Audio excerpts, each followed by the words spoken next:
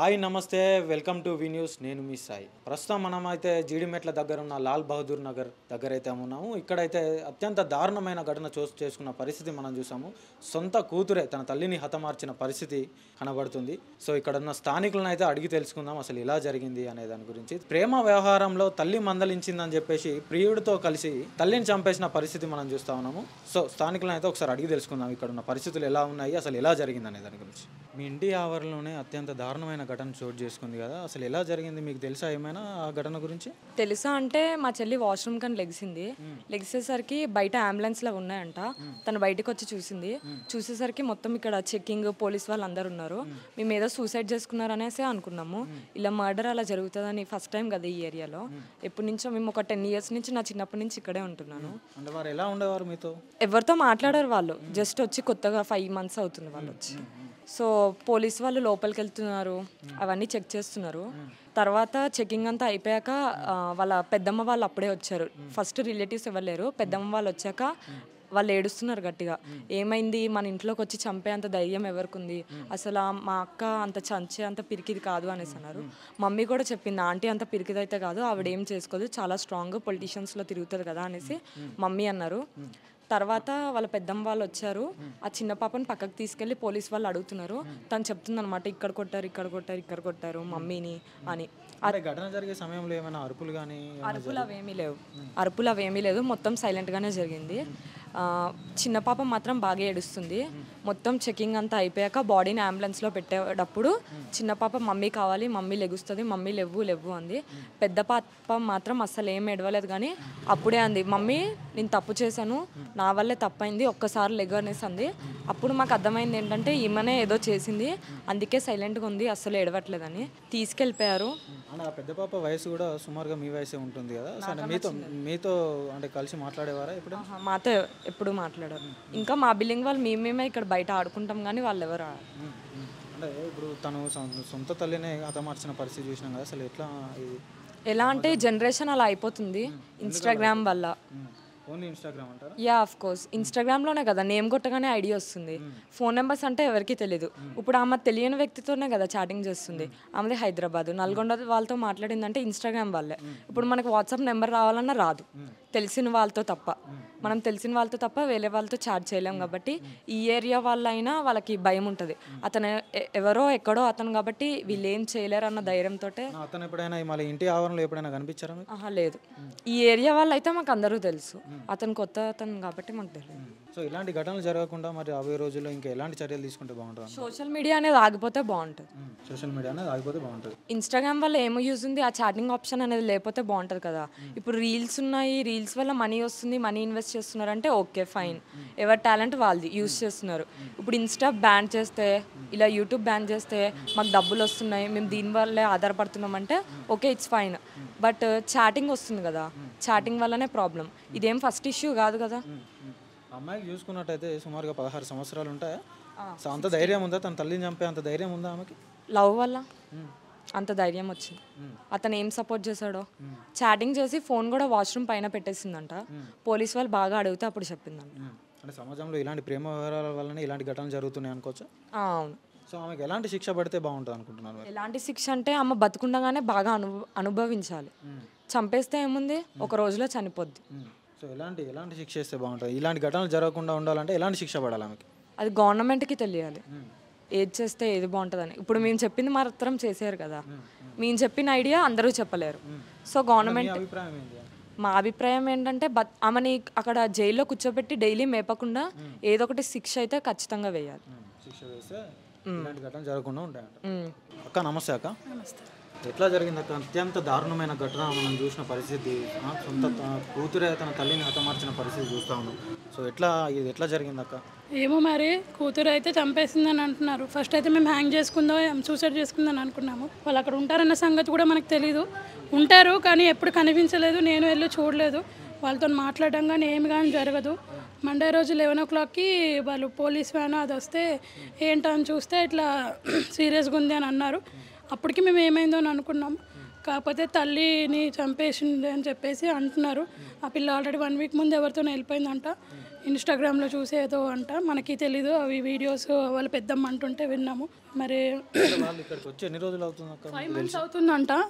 నాకు కరెక్ట్గా తెలియదు, ఎదురుగా ఉంటాం కానీ ఇప్పుడు ఆ ఇంట్లో ఓనర్స్ ఉండరు, వాళ్ళు మొత్తం రెంటర్స్ ఉంటారు. సో మేము ఎప్పుడు కూడా వాళ్ళతో మాట్లాడింది కానీ చేసింది కానీ తెలియదు.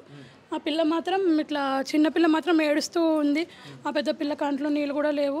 మరి ఆ పిల్ల అయితే చంపేసింది. ఇంకా ప్లాన్తో చంపిందా మరి ఏ రకంగా చంపిందో తెలియదు. ఆ పిల్లని వాళ్ళ అమ్మని చంపేసింది.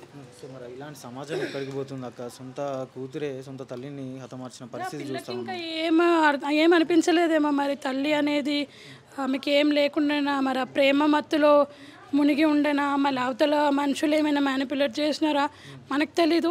ఆ పిల్ల అయితే కనీసం చిన్నపిల్ల కంట్లోంచి నీళ్ళని వచ్చినా కానీ ఈ పెద్ద పిల్ల అసలు ఏమి నీళ్ళు కానీ బాధ కానీ ఆమె లేదు. లాస్ట్ తీసుకెళ్ళేటప్పుడు అమ్మ నేను తప్పు చేశాను అమ్మ అని అంటుంది తప్పితే ఇంకేంటనేది మరి ఇక వాళ్ళు పోలీసు వాళ్ళకి ఏం చెప్పిందో మనకు తెలియదు. కానీ ఇది మాత్రం ఇట్లా మా కళ్ళ ముందు జరిగింది అయితే ఇది. అంటే తల్లి ప్రేమ కన్నా ప్రియుడు ప్రేమ ఎక్కువైందని చెప్పుకోవచ్చా? అంటే ఏందక్క అసలు ఏడిపోతుంది సమాజం? ఏమన్నా ఇప్పుడు ఏమన్నా మళ్ళీ అందులోకి డబ్బులు తీసుకెళ్ళిందంట, 3 లక్షలు గోల్డ్ తీసుకెళ్ళిందంట. తల్లి ప్రేమ అంటే మరి తనకి లేదు, ఇంకా తల్లి ప్రేమ అనేది లేదు. మళ్ళీ అతను ఏమని అబ్బాయి ఏం చూసి ఏం చెప్పిండో, ఇప్పుడు తిని సింగిల్ పేరెంట్ అబ్బాయి మరి ఇంకా వాళ్ళ మదర్ల దగ్గర లేని ప్రేమ ఇంకేమైనా చూపించిండా, ఇంకేం చేసిండో తెలియదు. కాకపోతే ఆ పిల్ల ఆలోచించాల్సింది, అరే నేను నాన్న లేకుండా చిన్నప్పటి నుంచి ఉంటున్నాను, నా తల్లే చూసుకుంటుంది కష్టం సుఖము అని చెప్పేసి ఆలోచించాల్సింది. నిన్న కొన్ని మీడియా వాళ్ళు ఆ పిల్ల ఫొటోస్ వాళ్ళ మదర్ ఫొటోస్ అన్నీ పెట్టినారు. మంచి మంచి బట్టలతోనే ఉన్నాయి. ఆ తల్లి ఏ కష్టం చేయకుండా అంత మంచి బట్టలు కొనిచ్చి అయితే ఉండదు కదా. మరి ఇంకా చూసినట్టయితే మైనర్ బాలిక అంటే ఆమెకు సరైన మెచ్యూరిటీ లెవెల్ కూడా ఎక్కువ ఉండదు. సో అంటే ఆ వ్యక్తే మ్యానిపులేట్ చేసి ఇలాంటి ఘటన చేయించాడని చెప్పుకోవచ్చాము. చూస్తే ఆ పిల్లగాడు కూడా 18 years అని అంటున్నారు. కానీ అతనికి కూడా మరి ఏమనిపించలేదు. అతనికి తల్లి ఉంది. ఈ పిల్ల చంపమన్నదా, ఆ పిల్లని క్వశ్చన్ చేస్తేనే మనకి ఏదనేది నిజాలని బయటపడతాయి. కాకపోతే ఇది మాత్రం చాలా బాధాకరమైన విషయం. ఆ పిల్లకి మరి ఏ ఒక్క సన్నివేశం కూడా గుర్తు రాలేదు. తల్లితో ఉన్నది ఒక్కటి గుర్తు రాలేదేమో. తల్లి పడే బాధ పిల్లలకు తెలియకపోతే ఆ తల్లికి దానికంతే నరకం ఇంకోటి లేదు. తల్లిదండ్రుల బాధ అనేది పిల్లలకు తెలియాలి. అందులోకి సింగిల్ మదర్ అంటే చాలా కష్టం. ఇప్పుడున్న జనరేషన్లో ఏది కొనాలన్నా ఫస్ట్ డబ్బులే కావాలి. 9 నెలలు మోసి కానీ పెంచి స్కూల్ పంపించి జడలేసి బాక్సులు పెట్టి మా తల్లులకి మంచిగా ఉన్నా లేకపోయినా పిల్లలు తినలేదంటే ఆరాటపడే ప్రపంచంలో సమాజంలో బతుకుతున్నాం మనము. అట్లాంటిది ఆ పిల్ల అంత కఠినమైన నిర్ణయం తీసుకోవడానికి ఆ పిల్లని ఒకసారి క్వశ్చన్ చేస్తే ఏమైనా మరి తెలుస్తుందేమో చూడాలి. జరిగే ముందు ఎవరు లేరా అక్క? అంటే ఏ టైంలో జరిగింది, ఏ సమయంలో? పిల్ల ఇప్పుడు చూడనని ఇక్కడే ఉన్నాం, ఎంతో దూరం లేదు. అంత సుత్తతో కొట్టింది అంటే సౌండ్ కూడా రావాలి. రాకుండా ప్లాన్ చేసింది అంటే ఆ పిల్ల మెచ్యూరిటీ లేదని మనం ఎట్లా అనుకుంటాం? ఒక మనిషిని చంపడానికి, ఒక కన్న తల్లిని చంపడానికి ఆమె ఇచ్చేసిందంటే తనలో మెచ్యూరిటీ లేదని అయితే నేను అనుకోను. అన్నీ తెలిసి చేసింది. తన ఆనందానికి అడ్డొస్తుందని చెప్పి మరి చేసిందో ఏమో తెలీదు. చనిపోయిన తల్లి ఇరుగు పొరుగు వారితో ఎలా ఉండేదక్క మీతో? అంటే మాట్లాడడం మేము ఎవ్వరం కూడా ఆమెతో మాట్లాడలేదు. మా గల్లీలో అసలు తనని చూసిన వాళ్ళు కూడా ఎవరు లేరు. ఎందుకంటే ఆ బిల్డింగ్లో ఎవరు ఉండరు. ఒక స్వీట్స్ చేస్తారు, వాళ్ళు ఉంటారు. ఆ పైన ఒక మేడం ఉంటారు, తను స్కూల్కి వెళ్ళిపోతారు, ఈవినింగ్ ట్యూషన్స్, ఆమె సరిపోతుంది. అసలు సౌండ్ కాదు కదా ఆమెను చూడడానికి. మా పైన ఇప్పుడు నేను కింద ఉంటాను, నాకైతే కనిపించదు. పైన వాళ్ళు చెప్పింది ఏంటంటే ఎప్పుడు ఉయ్యాలని జడలు కూడా ఉయ్యాలని వేస్తుందంట. రెడీ అవ్వడం ప్రతి ఒక్కటి ఆ తల్లి ఉయ్యాలలో కూర్చొని చేస్తుందంట. ఇప్పుడు ఏమంటున్నారు, ఆమె బ్యాడ్ అని అంటున్నారు కదా. ఆమె బ్యాడ్ అనేది చెప్పి మనం ఎట్లా చెప్తాము? ఇప్పుడు తన పిల్లల్ని పట్టుకొని ఉంది, తన భర్త చనిపోయాడు. అట్లనే ఇప్పుడు ఆమె చనిపోవాలి అనుకుంటే ఆ రోజే చనిపోయేదేమో, వాళ్ళ హస్బెండ్ చనిపోయిన రోజు. లేదు నా పిల్లల్ని బతికించుకోవాలి, నేను మంచి సమాజంలో ఉంచాలని పెంచుకుంది. ఇప్పుడు తనని తప్పుపట్టడానికి కూడా లేదు. మనం పెంచుకున్న పిల్లలే తను చంపిన పరిస్థితి కూడా వచ్చింది. ఇట్లాంటి సమాజంలో బతుకుతున్నాం. అట్లాంటి ఆమెకి మనం ఎవరు పేరు పెట్టకుండా ఆమె ఇంకా లేదు. కనీసం ఆమె ఆత్మకైనా శాంతి ఉండదు. ఎందుకంటే కళ్ళ ముందు తల్లి ఇప్పుడు తల్లిని కూతురు చంపింది, ఆ చివరి క్షణాలలో తల్లిని నన్ను చంపుతుంది అనేది ఆమెకు ఉంటుంది కదా, ఆమె ఆత్మ కూడా శాంతిగా ఉండదు. ఈ చిన్నపిల్ల పాపం, చిన్నపిల్లని కూడా ఇబ్బంది పెట్టకండి మీడియా వాళ్ళు దయచేసి. ఆమెది ఏమైనా కావాలంటే కూడా తర్వాత పక్కకి వెళ్ళి ఆడియోస్ తీసుకోండి, కానీ వీడియోస్ తీయొద్దు. ఆ పిల్ల కూడా రేపటి నుంచి స్కూల్కి వెళ్ళాలి. ఈ 4 రోజులలో ఇప్పుడు మర్చిపోతుందేమో, మనం మర్చిపోతాము, చిన్నపిల్లకైతే ఎప్పటికీ బాధని. సో ఇప్పుడు అమ్మాయికి ఎలాంటి శిక్ష పడితే బాగుంటుందని మీరు అనుకుంటున్నారు? అనేది పోలీస్ వాళ్ళ చేతిలో ఉంటుంది, వాళ్ళ చట్టం చేతిలో ఉంటుంది. ఇప్పుడు మన సాంప్రదాయం ఏంటి, చట్టవిరుద్ధంగా మనం వెళ్ళాము. చట్టం చేతిలోనే ఆ ముద్దాయి ఉంది, నిర్ణయం కూడా చట్టందే. తగిన శిక్షలు పడితే ఇలాంటి ఘటనలు జరగకుండా ఉంటాయి. శిక్ష వేయాలి అనే అర్హత కూడా మనకు లేదండి. నేను చెప్తున్నది ఏంటంటే ఇప్పుడు సొసైటీలో ఉన్న పీపుల్స్ ఎట్లా, మనం వాళ్ళని నమ్ముకొనే ఉన్నాం. మనకి చిన్న బాధ వచ్చిందంటే పోలీస్ దగ్గరికి పోతాం, వాళ్ళు ఉన్నారు, చట్టం తన పని తను చేసుకొని పోతుంది. ఇంకా పడాలి, శిక్ష అయితే పడాలి. అదే చెప్తున్నాను కదా, ఇప్పుడు వాళ్ళన్నీ మనం ఇంట్లో వరకే ఉంటాం నాన్న. చట్టంకి అయితే తెలుసు కదా ఎలాంటి శిక్ష వేస్తే ఎలాంటి ఫలితం ఉంటుంది. ఇప్పుడు ఇంతకుముందు జరిగినప్పుడు సజ్జనర్ సార్ ఎన్కౌంటర్ చేశారు. అట్లా ఏదైనా నా ఒపీనియన్ ఏంటంటే వాళ్ళని ఇంకా ఒక్కసారి చంపితే చచ్చిపోతాం కదా, చేసేద్దామనే ప్రపంచంలో ఉన్నాము. అట్లా కాకుండా వాళ్ళకి చంపినందుకు దాని శిక్ష వాళ్ళకి గట్టిగానే ఉండాలని నేను అనుకుంటున్నాను. అది ఇంకా వాళ్ళకు తెలుసు కదా, చట్టం తన పని ఇంకా వాళ్ళు చేసుకుంటారు.